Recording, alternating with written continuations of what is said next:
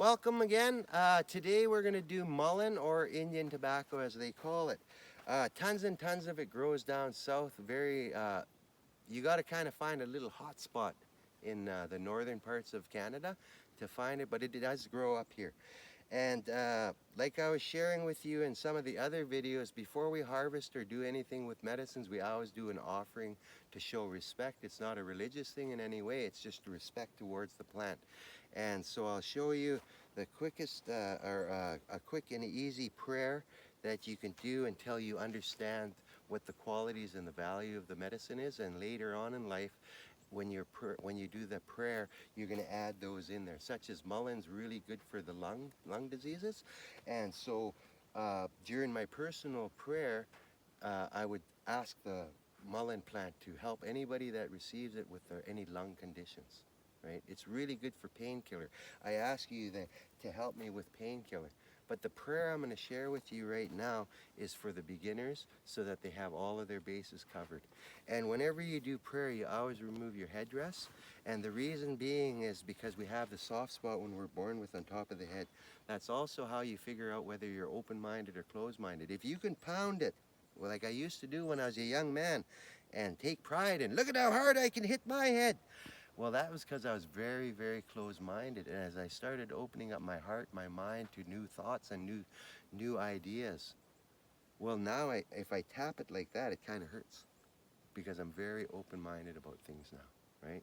And so the prayer itself, you can look at the plant that you're going to pray to, or you can hold it up towards the Creator. I myself like looking directly at the plant that I'm going to pray to, right?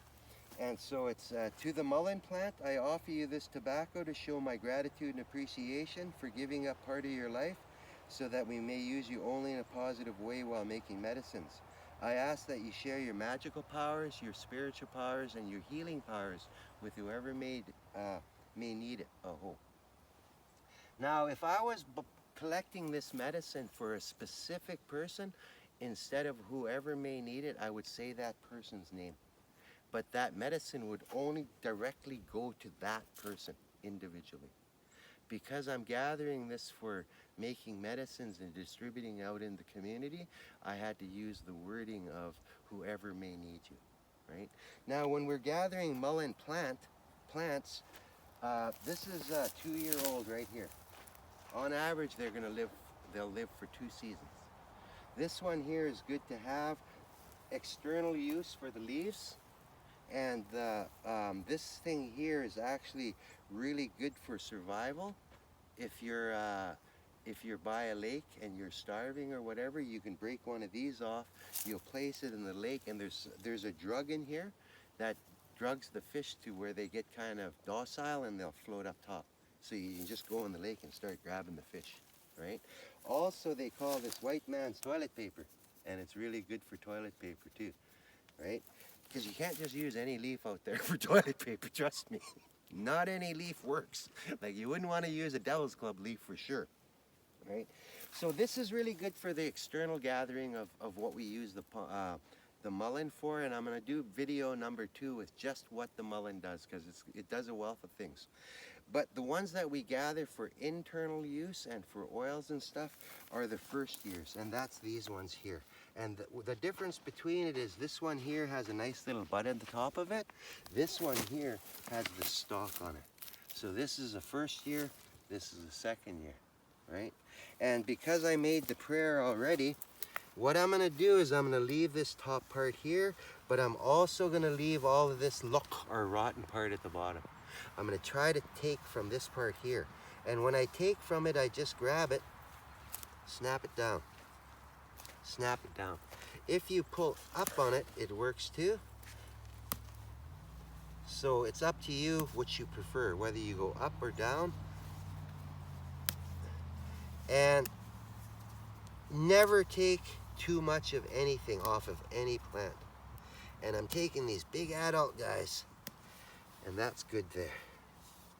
But you'll notice how I'm handling it delicately and softly like a little baby, right? That's how you handle your medicines when you gather them, like a little baby. Even if it's harder than heck to get out, you're tugging and you're grunting and groaning. Well, have the patience within inside yourself to know that sometimes as a parent, you have to tug and pull at times, but the end result is making sure that it's good medicine at the end, right? Now, if we go over here, you're gonna see another mullein plant that has flowers.